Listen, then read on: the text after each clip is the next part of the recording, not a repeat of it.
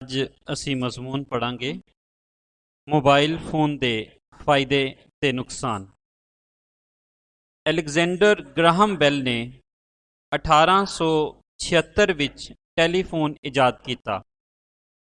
ਇਸ ਇਜਾਦ ਦੇ ਪਿੱਛੇ ਲੁਕੀ ਤਹਿਰੀਕ ਉਹਨਾਂ ਦੀ ਮਾਂ ਜੀ ਤੇ ਬਾਅਦੋਂ ਉਹਨਾਂ ਦੀ ਘਰਵਾਲੀ ਦਾ ਗੂੰਗੇ ਹੋਣਾ ਵੀ ਸੀ, ਜਿਨ੍ਹਾਂ ਨੂੰ ਵੇਖ ਕੇ ਉਹਨਾਂ ਨੇ ਆਵਾਜ਼ ਦੀ ਸਾਇੰਸ ਬਾਰੇ ਖੋਜ ਲਾਣਾ ਸ਼ੁਰੂ ਕਰ ਦਿੱਤੀ। ਇਸ ਇਜਾਦ ਨੇ ਵੇਖਦਿਆਂ ਵੇਖਦਿਆਂ ਪੂਰੀ ਦੁਨੀਆ ਵਿੱਚ ਸ਼ੋਹਰਤ ਹਾਸਲ ਕਰ ਲਈ। 1917 ਵਿੱਚ ਬਹਿਰੀ ਜਹਾਜ਼ਾਂ ਵਿੱਚ ਬਗੈਰ ਤਾਰ ਤੋਂ ਚੱਲਣ ਵਾਲੇ ਫੋਨ ਦਾ ਤਜਰਬਾ ਹੋਇਆ ਤੇ ਦੂਜੀ ਜੰਗੇ ਅਜ਼ੀਮ ਤੱਕ ਇਸ ਦੀ ਵਰਤੋਂ ਮਹਿਦੂਦ ਪੈਮਾਨੇ ਤੇ ਹੋਣ ਲੱਗ ਪਈ। ਖਾਸ ਕਰਕੇ ਫੌਜਾਂ ਨੇ ਇਸ ਨੂੰ ਵਰਤਣਾ ਸ਼ੁਰੂ ਕੀਤਾ।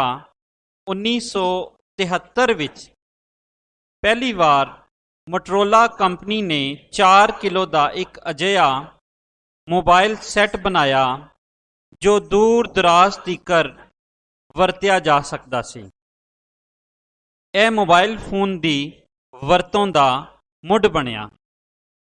ਇਸ ਤੋਂ ਮਗਰੋਂ ਫਿਨਲੈਂਡ ਤੇ ਜਾਪਾਨ ਵਾਲਿਆਂ ਨੇ ਬਹੁਤ ਜ਼ਿਆਦਾ ਯਤਨ ਕਰਕੇ ਇਸ ਇਜਾਦ ਨੂੰ ਪੂਰੀ ਦੁਨੀਆ ਵਿਧੀ ਆਮ ਲੋਕਾਈ ਤੀਕਰ ਅਪਣਾਇਆ।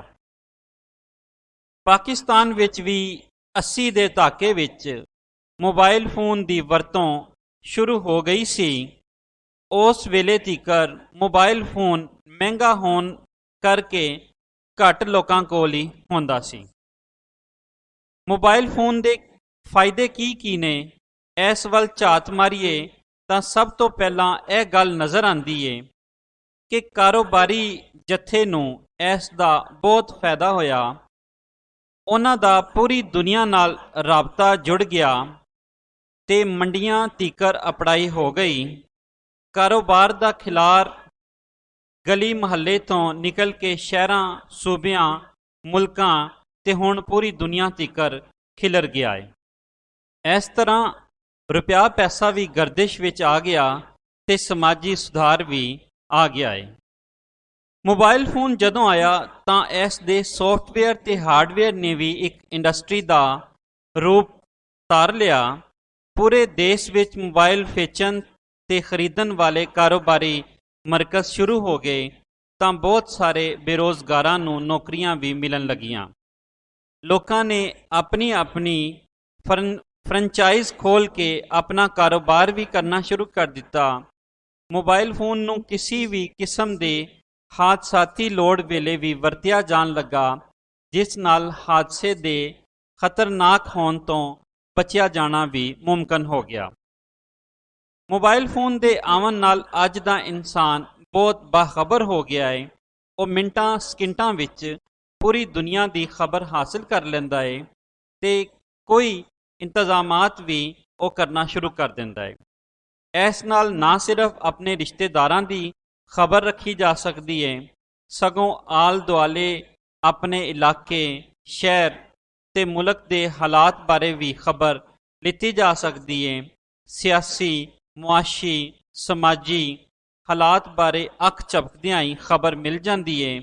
ਫਿਰ ਜੇ ਕੋਈ ਆਫਤ ਜਾਂ ਤੂਫਾਨ ਵਗੈਰਾ ਆਣੀ ਹੋਵੇ ਤਾਂ ਉਸ ਤੋਂ ਬਚਣ ਵਾਸਤੇ ਵੀ ਕੋਈ ਨਾ ਕੋਈ ਚਾਰਾ ਕਰ ਲਿਆ ਜਾਂਦਾ ਹੈ। ਇਸ ਤਰ੍ਹਾਂ ਮੋਬਾਈਲ ਫੋਨ ਨਾਲ ਇਨਸਾਨੀਅਤ ਦੀ ਸੇਵਾ ਵੀ ਹੋ ਰਹੀ ਹੈ।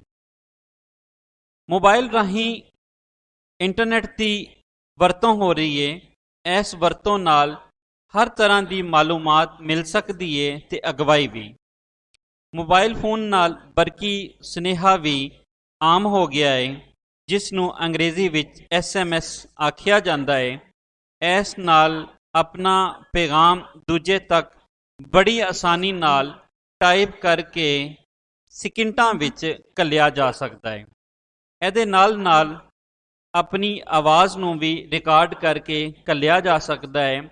ਜੇ ਕੋਈ ਫੋਟੋ ਮੰਗਵਾਉਣੀ ਹੋਵੇ ਜਾਂ ਘੱਲਣੀ ਹੋਵੇ ਤਾਂ ਵੀ ਔਖਾ ਕੰਮ ਨਹੀਂ ਰਿਹਾ। ਮੋਬਾਈਲ ਫੋਨ ਨਾਲ ਕਾਰੋਬਾਰੀ ਜਿਹੜੀ ਤਰੱਕੀ ਆਈ, ਉਸ ਦੇ ਨਾਲ ਨਾਲ ਤਾਲੀਮੀ ਲਿਹਾਜ਼ ਨਾਲ ਵੀ ਇਹਦੇ ਕਈ ਫਾਇਦੇ ਸਾਹਮਣੇ ਆਏ ਨੇ। ਇੱਕ ਪੜ੍ਹਾਰ ਮੋਬਾਈਲ ਫੋਨ ਰਾਹੀਂ ਆਪਣੀ ਅਸਾਈਨਮੈਂਟ ਤਿਆਰ ਕਰਨ ਵਾਸਤੇ ਢੇਰ ਮਾਲੂਮਾਤ ਮੋਬਾਈਲ ਤੋਂ ਲੈ ਸਕਦਾ ਹੈ, ਮੋਬਾਈਲ ਤੇ ਇੰਟਰਨੈਟ ਦੀ ਵਰਤਾਰੇ ਦੇ ਨਾਲ ਲੈ ਸਕਦਾ ਹੈ। ਇਸ ਦੇ ਨਾਲ ਉਹ ਟਾਈਪਿੰਗ ਕਰ ਸਕਦਾ ਹੈ ਮੋਬਾਈਲ ਰਾਹੀਂ, ਔਰ ਆਪਣੇ ਨਿਸਾਬ ਦੀਆਂ ਕਿਤਾਬਾਂ ਤੇ ਹੋਰ ਕਈ ਕਿਤਾਬਾਂ ਨੂੰ ਆਪਣੇ ਮੋਬਾਈਲ ਫੋਨ ਦੀ ਸਕਰੀਨ ਤੇ ਆਸਾਨੀ ਨਾਲ ਪੜ੍ਹ ਸਕਦਾ ਹੈ। ਜਿਵੇਂ ਕਿ ਕਿਸੇ ਮੁਲਕ ਦਾ ਬਾਰੇ ਪੜ੍ਹਨਾ ਹੋਵੇ ਤਾਂ ਇਨਸਾਈਕਲੋਪੀਡੀਆ ਦੀ ਲੋੜ ਪੈਂਦੀ ਏ, ਤੇ ਉਹ ਵਾਹਵਾ ਮੋਟੀ ਚੋਖੇ ਸਫ਼ਿਆਂ ਵਾਲੀ ਕਿਤਾਬ ਹੈ ਜਿਸ ਨੂੰ ਇੱਕ ਪੜ੍ਹਾਰ ਬੜੀ ਆਸਾਨੀ ਨਾਲ PDF ਫਾਰਮ ਵਿੱਚ ਇੱਕ ਮੋਬਾਈਲ ਵਿੱਚ ਰੱਖ ਸਕਦਾ ਹੈ। ਇਸ ਤਰ੍ਹਾਂ ਕਈ ਕਿਸਮ ਦੀਆਂ ਡਿਕਸ਼ਨਰੀਆਂ ਵੀ ਉਸ ਮੋਬਾਈਲ ਵਿੱਚ ਸੇਵ ਕਰ ਸਕਦਾ ਹੈ। ਇਹਦੇ ਨਾਲ ਇੱਕ ਤਾਂ ਪੈਸੇ ਦੀ ਬਚਤ ਹੁੰਦੀ ਹੈ, ਦੂਜਾ ਵੇਲਾ ਵੀ ਬਹੁਤ ਜ਼ਿਆਦਾ ਘੱਟ ਵਰਤਿਆ ਜਾਂਦਾ ਹੈ। ਹੁਣ ਅਸੀਂ ਇਹਦੇ ਨਾਲ ਕੁਝ ਮੋਬਾਈਲਾਂ ਦੇ ਨੁਕਸਾਨ ਵੀ ਦੇਖਣੇ ਆ। ਮੋਬਾਈਲ ਫੋਨ ਦਾ ਸਭ ਤੋਂ ਵੱਡਾ ਨੁਕਸਾਨ ਇਹ ਹੈ ਕਿ ਇਹਦੀ ਵਰਤੋਂ ਨਾਲ ਨਵੀਂ ਨਸਲ ਗੁੰਮਰਾਹ ਹੁੰਦੀ ਜਾ ਰਹੀ ਹੈ। ਨੌਜਵਾਨ ਨਸਲ ਇਸ ਦੀ ਵਰਤੋਂ ਨਾਲ ਆਸਾਨੀ ਨਾਲ ਇੰਟਰਨੈਟ ਤੀਕਰ ਅਪੜ ਵਿੱਚ ਕਾਮਯਾਬ ਹੋ ਗਈ ਹੈ। ਨਵੀਂ ਨਸਲ ਦੇ ਕੱਚੇ ਜ਼ਿਹਨਾਂ ਵਿੱਚ ਇੰਟਰਨੈਟ ਰਾਹੀਂ ਐਸਾ ਮਵਾਦ ਸਾਹਮਣੇ ਆਉਂਦਾ ਹੈ ਤੇ ਵੇਖਿਆ ਜਾਂਦਾ ਹੈ ਜੋ ਉਸ ਨੂੰ ਬਦਕਿਰਦਾਰੀ ਵੱਲ ਲੈ ਜਾਂਦਾ ਹੈ। ਇਸ ਬਦਕਿਰਦਾਰੀ ਦੀ ਵਜ੍ਹਾ ਤੋਂ ਜੁਰਮਾਂ ਦੀ ਸ਼ਰ੍ਹਾ ਵਿੱਚ ਵੀ ਵਾਧਾ ਹੁੰਦਾ ਜਾ ਰਿਹਾ ਹੈ, ਜੋ ਕਿਸੇ ਵੀ ਸਮਾਜ ਵਾਸਤੇ ਚੰਗੀ ਗੱਲ ਨਹੀਂ। ਸਟੂਡੈਂਟਸ ਨੂੰ ਜਦੋਂ ਸਾਰਾ ਮਵਾਦ ਲਿਖਿਆ ਲਿਖਾਇਆ ਮਿਲ ਜਾਂਦਾ ਹੈ ਤਾਂ ਕੁਝ ਉਹਦੀ ਨਕਲ ਵਿੱਚ ਵੀ ਲੱਗ ਜਾਂਦੇ ਨੇ ਤੇ ਫਿਰ ਆਪੋ ਮਿਹਨਤ ਕਰਨਾ ਵੀ ਛੱਡ ਦਿੰਦੇ ਨੇ, ਜਿਹੜਾ ਕਿ ਉਹਨਾਂ ਦੀ ਜ਼ਿਹਨੀ ਕਾਬਲੀਅਤ ਵਾਸਤੇ ਵੀ ਨੁਕਸਾਨਦੇਹ। ਮੋਬਾਈਲ ਫੋਨ ਦੇ ਬਹੁਤ ਸਾਰੇ ਨੁਕਸਾਨਾਂ ਵਿੱਚੋਂ ਇੱਕ ਨੁਕਸਾਨ ਇਹ ਵੀ ਹੈ ਕਿ ਇਸ ਦੀ ਵਰਤੋਂ ਨਾਲ ਇਨਸਾਨ ਨੂੰ ਕਈ ਕਿਸਮ ਦੀਆਂ ਜਿਸਮਾਨੀ, ਜ਼ਿਹਨੀ ਤੇ ਨਫਸਿਆਤੀ ਬਿਮਾਰੀਆਂ ਲੱਗ ਸਕਦੀਆਂ ਨੇ, ਔਰ ਇਹ ਬਿਮਾਰੀਆਂ ਅਜਿਹੀਆਂ ਨੇ ਕਿ ਉਹ ਬਾਰ-ਬਾਰ ਆਪਣੇ ਮੋਬਾਈਲ ਨੂੰ ਵੇਖਣ ਲੱਗਦਾ ਹੈ। ਨਵੀਂ ਖੋਜ ਦੇ ਅਨੁਸਾਰ ਇਹ ਕਿਹਾ ਜਾਂਦਾ ਹੈ ਕਿ ਕੋਈ ਵੀ ਅੱਜ ਦਾ ਵਿਅਕਤੀ, ਅੱਜ ਦਾ ਬੰਦਾ, ਉਹ 20 ਸੈਕਿੰਡ ਤੋਂ ਵੱਧ ਮੋਬਾਈਲ ਨੂੰ ਪਰਾਂ ਨਹੀਂ ਰੱਖ ਸਕਦਾ, ਉਹ ਬਾਰ-ਬਾਰ ਉਸ ਨੂੰ ਵੇਖਦਾ ਰਹਿੰਦਾ ਹੈ। ਇਸ ਨਾਲ ਰੇਡੀਓ ਵੇਵਸ ਦੀ ਵਜ੍ਹਾ ਨਾਲ ਕੈਂਸਰ ਵਰਗਾ ਰੋਗ ਲੱਗਣ ਦੀ ਸ਼ਰ੍ਹਾ ਵੀ ਵੱਧ ਗਈ ਹੈ। ਕਈ ਅਸਾਬੀ ਬਿਮਾਰੀਆਂ ਵੀ ਇਸ ਦਾ ਕਾਰਨ ਨੇ। ਮੋਬਾਈਲ ਫੋਨ ਦੇ ਲਗਾਤਾਰ ਵਰਤਾਰੇ ਨਾਲ ਯਾਦਦਾਸ਼ਤ ਵੀ ਘਟ ਜਾਂਦੀ ਹੈ, ਜਿਸ ਕਰਕੇ ਕਈ ਨਫਸਿਆਤੀ ਰੋਗ ਵੀ ਜਨਮ ਲੈਂਦੇ ਨੇ। ਚਿੜਚਿੜਾਪਨ ਤੇ ਵਾਰ-ਵਾਰ ਬੇਇਤਮਾਦੀ ਨਾਲ ਮਾਹੌਲ ਤੋਂ ਵਾਂਝਾ ਰਹਿਣਾ ਵੀ ਇਸ ਦੀ ਇੱਕ ਵੱਡੀ ਨੁਕਸਾਨ ਵਾਲੀ ਗੱਲ ਹੈ। ਪੜ੍ਹਾਰਾਂ ਵਾਸਤੇ ਮੋਬਾਈਲ ਫੋਨ ਬਹੁਤ ਖਤਰਨਾਕ ਹੈ। ਜਦੋਂ ਪੜ੍ਹਾਰ ਮੋਬਾਈਲ ਫੋਨ ਦਾ ਇਸਤੇਮਾਲ ਕਰਦੇ ਨੇ ਤਾਂ ਆਪਣਾ ਬਹੁਤ ਸਾਰਾ ਕੀਮਤੀ ਵੇਲਾ ਮੋਬਾਈਲ ਫੋਨ ਨਾਲ ਜ਼ਾਇਆ ਕਰ ਦਿੰਦੇ ਨੇ, ਜਿਸ ਨਾਲ ਉਹਨਾਂ ਦੀਆਂ ਅੱਖੀਆਂ 'ਤੇ ਵੀ ਅਸਰ ਪੈਂਦਾ ਹੈ ਤੇ ਪੜ੍ਹਨ ਦੀ ਬਜਾਏ ਉਹ ਮੋਬਾਈਲ ਉੱਤੇ ਲੱਗੇ ਰਹਿੰਦੇ ਨੇ, ਜਿਸ ਨਾਲ ਤਾਲੀਮੀ ਕਾਰਕਰਦਗੀ ਵੀ ਬਹੁਤ ਮੁਤਾਸਿਰ ਹੁੰਦੀ ਹੈ। ਸਗੋਂ ਨਵੇਂ ਜਾਇਜ਼ੇ ਮੁਤਾਬਿਕ ਪੜ੍ਹਾਰਾਂ ਵਿੱਚ ਨਾਕਾਮ ਹੋਣ ਦੇ ਕਾਰਨਾਂ ਵਿੱਚੋਂ ਵੱਡਾ ਕਾਰਨ ਮੋਬਾਈਲ ਫੋਨ ਦਾ ਇਸਤੇਮਾਲ ਵੀ ਹੈ। ਬਾਰ ਫੋਨ ਤੇ ਐਂਡਰਾਇਡ ਫੋਨ ਮਾਰਕੀਟ ਵਿੱਚ ਅਜਿਹੇ ਨੇ ਜਿਨ੍ਹਾਂ ਦੀ ਕੀਮਤ ਹਜ਼ਾਰਾਂ ਵਿੱਚ ਹੈ, ਜਿਸ ਕਰਕੇ ਇਨ ਫੈਸ਼ਨ ਰਹਿਣ ਦੀ ਵਜ੍ਹਾ ਤੋਂ ਲੋਕੀ ਹਜ਼ਾਰਾਂ ਰੁਪਏ ਇਸ ਦੀ ਖਰੀਦਾਰੀ ਵਿੱਚ ਖਰਚ ਕਰਕੇ ਮਾਲੀ ਮਸਲਿਆਂ ਦਾ ਵੀ ਸ਼ਿਕਾਰ ਹੋ ਰਹੇ ਨੇ। ਫਿਰ ਮਹਿੰਗੇ ਤੋਂ ਮਹਿੰਗਾ ਮੋਬਾਈਲ ਖਰੀਦਣਾ, ਇੱਕ ਦੂਜੇ ਤੋਂ ਵੱਧ ਦਿਖਾਵਾ ਕਰਨ ਵਿੱਚ ਵੀ ਲੋਕ ਪੈਸੇ ਜ਼ਾਇਆ ਕਰਦੇ ਨੇ, ਜਿਸ ਨਾਲ ਕਈ ਕਿਸਮ ਦੀਆਂ ਬਦਉਨਵਾਨੀਆਂ ਵੀ ਸਾਹਮਣੇ ਆਉਂਦੀਆਂ ਨੇ। ਮੋਬਾਈਲ ਫੋਨ ਦਾ ਇੱਕ ਖੌਫਨਾਕ ਇਸਤੇਮਾਲ ਦਹਿਸ਼ਤਗਰਦੀ ਦੇ ਵਿੱਚ ਵੀ ਇਸ ਦਾ ਵਰਤਾਰਾ ਹੈ। ਦਹਿਸ਼ਤਗਰਦ ਇਸ ਨਾਲ ਮਜ਼ਹਬੀ, ਸਿਆਸੀ ਤੇ ਮੁਆਸ਼ਰਤੀ ਤੌਰ ਉੱਤੇ ਖੌਫ ਫੈਲਾਉਂਦਿਆਂ ਹੋਇਆਂ ਖੁਦਕਸ਼ ਜਾਂ ਆਪੋ ਮਾਰ ਹਮਲੇ ਕਰਦੇ ਨੇ, ਜਿਸ ਨਾਲ ਇਨਸਾਨੀਅਤ ਦਾ ਕਤਲ ਹੁੰਦਾ ਹੈ। ਇਸ ਦਾ ਇਹ ਸਭ ਤੋਂ ਵੱਡਾ ਨੁਕਸਾਨ ਹੈ। ਪੜ੍ਹਾਰਾਂ ਨੂੰ ਕਿਤਾਬ, ਸਮਾਜ ਤੇ ਜ਼ਿੰਮੇਦਾਰੀਆਂ ਤੋਂ ਦੂਰ ਕਰਨ ਵਿੱਚ ਮੋਬਾਈਲ ਫੋਨ ਦਾ ਬਹੁਤ ਜ਼ਿਆਦਾ ਹੱਥ ਹੈ। ਇਸ ਉੱਤੇ ਕਾਬੂ ਪਾਉਣ ਲਈ ਬਹੁਤ ਜ਼ਿਆਦਾ ਜ਼ਰੂਰਤ ਹੈ।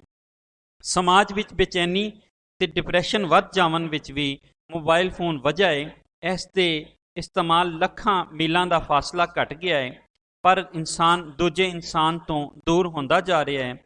ਜਿਸ ਨਾਲ ਮਨਫੀ ਕਦਰਾਂ ਪੁੰਗਰ ਰਹੀਆਂ ਨੇ ਤੇ ਲੋਕੀ ਆਪਣੇ ਜਜ਼ਬਿਆਂ ਦੀ ਵੇਚ ਵਟਕ ਮੋਬਾਈਲ ਰਾਹੀਂ ਕਰ ਰਹੇ ਨੇ। ਮੋਬਾਈਲ ਫੋਨ ਦੇ ਬਹੁਤ ਸਾਰੇ ਫਾਇਦੇ ਨੇ, ਇਸ ਦੇ ਨਾਲ ਨਾਲ ਨੁਕਸਾਨ ਵੀ ਘੱਟ ਨਹੀਂ। ਜ਼ਰੂਰਤ ਇਸ ਗੱਲ ਦੀ ਹੈ ਕਿ ਅਸੀਂ ਇਸ ਨੂੰ ਫਾਇਦੇ ਲਈ ਵਰਤੀਏ, ਨਾ ਕਿ ਨੁਕਸਾਨ ਵਾਸਤੇ, ਤਾਂ ਜੋ ਇਹ ਇਨਸਾਨੀਅਤ ਦੀ ਭਲਾਈ ਵਾਸਤੇ ਕੰਮ ਆ ਸਕੇ।